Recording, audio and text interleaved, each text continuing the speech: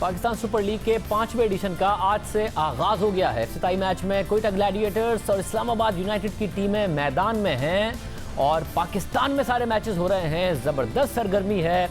पाकिस्तान के लिए अच्छी खबर है, मगर मुकाबले के आगाज से चंद घंटे पहले अचानक पीसीबी का एक बड़ा फैसला सामने आया, जिसके बाद कोयटा ग्लैडिएटर्स को टीम में तब्दीली करना पड़ी, क्योंकि पीसीबी ने अचानक उमर अकमल को मुअत्तल कर दिया और एंटी करप्शन कोड की दफा के तहत मुअत्तल किया गया। क्या ऐसी वजह बनी कि उमर अकमल के खिलाफ ये कार्रवाई की गई? ज़राए एक अजीब दास्तान बता रहे हैं। अंदर की कहानी इस वक्त माजिद भट्टी सीनियर स्पोर्ट्स जर्नलिस्ट हमारे साथ मौजूद हैं, उनसे पूछते हैं। भट्टी साहब बहुत शुक्रिया। भट्टी साहब, क्या वजह बनी अचानक उमर अकमल के खिलाफ इस कार्रवाई की? देखें, उमर अकमल जो है वो माजी में भी बहुत सारे तनाज़ात में मुलविस रहे, लेकिन ये स्पेसिफिक इंसिडेंट जो इस पीएसएल के शुरू होने से पहले का था, जब कोयटा ग्लैडिएटर्स की टीम यहाँ पर कराची में प्रैक्टिस कर रही थी, तो हमारे सोर्सेज जो हैं वो यही क्लेम करते हैं कि उमर अकमल की एक टेलीफोन कॉल जो थी वो पीसीबी का जो एंटी करप्शन यूनिट था उसने इंटरसेप्ट की, और उस कॉल में वो कुछ ऐसे लोगों से इस किस्म की गुफ्तगू कर रहे थे जो पीसीबी के एंटी करप्शन यूनिट का ख्याल था कि मशकूक लोग हैं। जब उन्होंने 3-4 दिन उमर अकमल को मॉनिटर किया तो उससे यही शवाहिद सामने आए कि उमर अकमल जो है वो किसी ऐसे नेटवर्क के लोगों के साथ राब्ते में है, ऐसे लोगों के साथ वो बातचीत कर रहे हैं, और जो बातचीत कर रहे थे वो भी काफ़ी उनके लिए हैरानकुन थी, क्योंकि उस बातचीत में लग रहा था कि ये वायलेशन जो है वो कर रहे हैं पीसीबी के एंटी करप्शन यूनिट की। और जब ठोस शवाहिद एंटी करप्शन यूनिट के सामने आए तो फिर बुध की रात को तकरीबन 10 बजे यहाँ कराची में जो 5 स्टार होटल था वहाँ पर एक मीटिंग हुई, जिसमें ब्रीफिंग दी गई।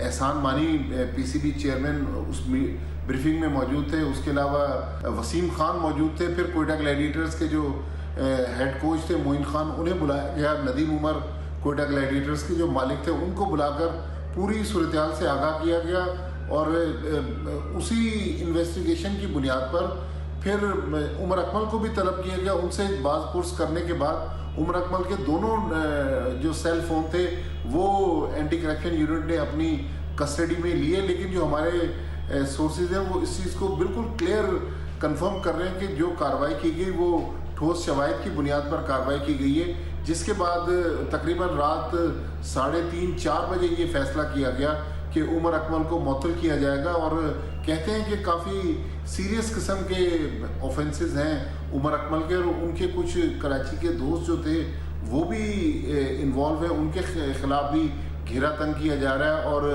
लग ऐसे रहा है कि जब ये इंक्वायरी कंप्लीट होगी तो उमर अकमल काफ़ी मुश्किल में नज़र आएंगे, क्योंकि माजी में उमर अकमल कभी हमने देखा कि वो ट्रैफिक वार्डन से लड़ रहे हैं, कभी सिक्योरिटी गार्ड से लड़ रहे हैं, कभी किसी थिएटर में उनकी लड़ाई हो रही है।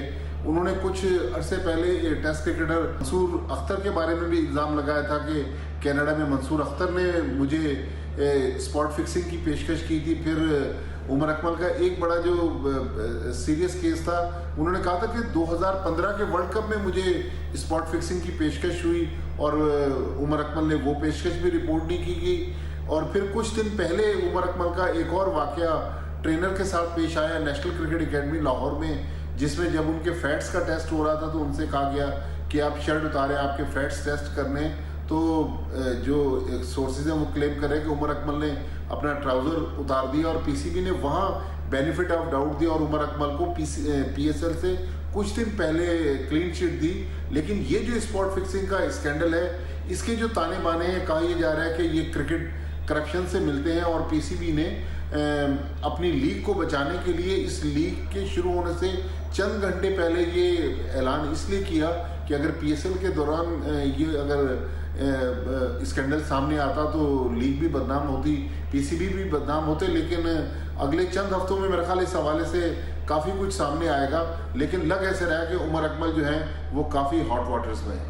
बहुत शुक्रिया। भट्टी साहब हमारे साथ मौजूद थे। अब बड़ा संगीन मामला है, इससे पहले भी खिलाड़ियों से मुतालिक ऐसी शिकायत सामने आई हैं। इसके बावजूद उमर अकमल जैसे सीनियर खिलाड़ी का ऐसी सरगर्मी में मुलविस होना तशवीशनाक भी है।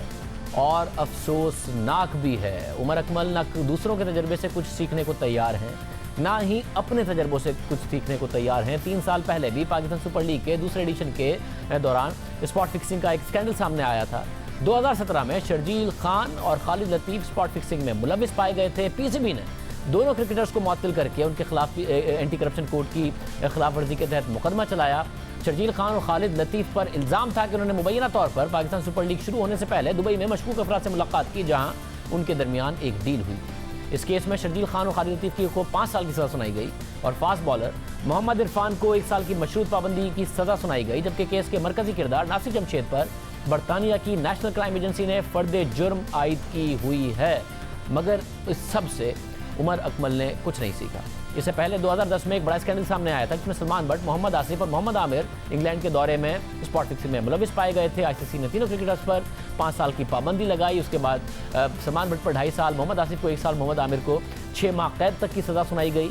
माजी की ऐसी कई मिसालें हैं, ऐसे कई स्कैंडल्स हैं, कई केसेस हैं जिनमें हमारे खिलाड़ी मुलविस पाए गए। पीसीबी ने उसके बाद अपने कवानीन में सख्ती की, खिलाड़ियों पर गैर ज़रूरी अफराद से मिलने पर पाबंदी लगाई, सख्त कवायद और ज़वाबित बनाए गए, एंटी करप्शन जो डिपार्टमेंट है वो एक्टिव रहा। इसके बावजूद भी उमर अकमल के हवाले से शिकायत सामने आई है